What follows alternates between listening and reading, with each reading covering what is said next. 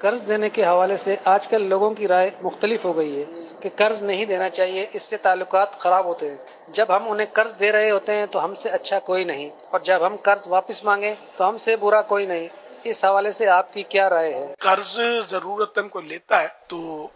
کوئی حرج نہیں ہے، اور واقعی وہ ضرورت مند ہے اور کوئی ضرورت مند سمجھ کر اس کو قرض دیتا ہے تو یہ بہت بڑا ثواب کا کام ہے کہ ایک مسلمان کی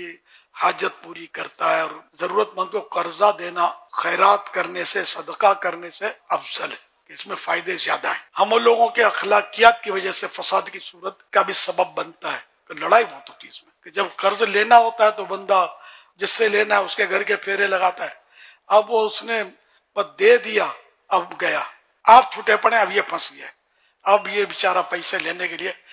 اپنے جوڑے گھسے گا اور آپ کے گھر کے طواف کرے گا، پھیرے کرے گا، دے دو دے دو۔ تو یوں لوگ قرض لے لیتے ہیں، دینے کا نام نہیں لیتے۔ یہ ایک تعداد ہے جن کی بدقسمتی سے یہ حالت ہو گئی ہے۔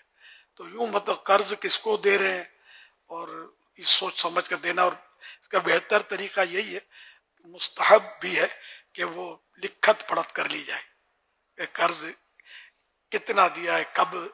لوٹائے گا وغیرہ۔ لیکن یہ یاد رکھیے، لوٹانے کی جو بھی ڈیٹ فکس ہو گئی، ٹھیک ہے، اس کا مطلب یہ نہیں کہ دینے والا اب اس کا پابند ہو گیا، دینے والا اس سے پہلے بھی مطالبہ کر سکتا ہے، تو اس سے جھگڑا نہیں کرنا ہے کہ تم نے وعدہ خلافی کی، معاہدے کی خلاف ورزی کی۔ تو اس کی اجازت ہے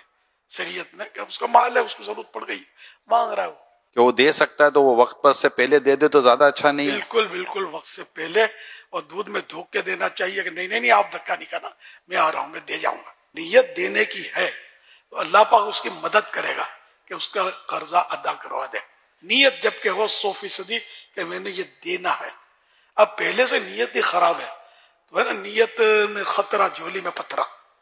تو وہ تو برباد ہے یہ شخص جو اس نیت سے لیتا ہے کہ میں نہیں دوں گا۔ تو یہ تو ایک طرح کا چور، ڈاکو، غاصب،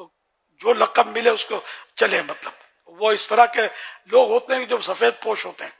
ان کو نہ پولیس پکڑ سکتی ہے، نہ کوئی اس پر انگلی اٹھا سکتا ہے، لیکن یہ چور ڈاکو سے بھی کم نہیں ہے، جو اس طرح دھوکہ دے کر، میٹھے بن کر لوگوں سے قرضہ لے کر، اور ذہن ہی ہوتا ہے کہ دینا نہیں ہے،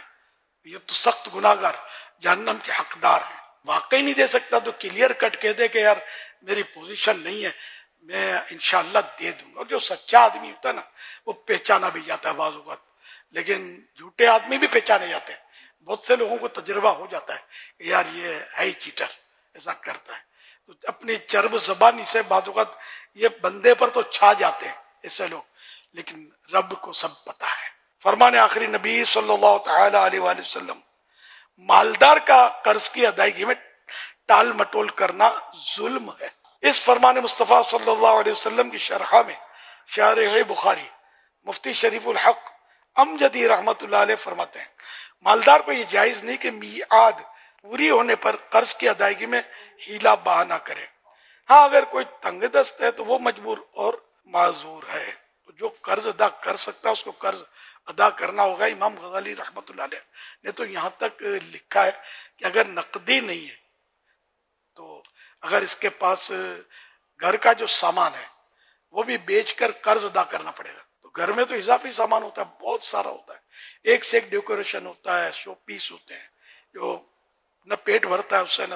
تن ڈھکتا ہے، نہ سر چھپتا ہے، خالی لاکھوں روپے کے ڈیکوریشن پیس گھر میں ہوتے ہیں، اور اس کے بیچارے کا 1500 روپے لے کے بیٹھا ہو، اس کو دیتا نہیں ہے، تو یہ بیچ باچ کر بھی نہیں دے گا تو امام غزالی نے لکھا ہے گناہگار ہوگا۔ تو اس لیے وہ قرض اول تو آدمی لے ہی نہیں، لینے میں پھر کوئی ٹینشن ہے، لے تو پھر وقت سے پہلے دے دے۔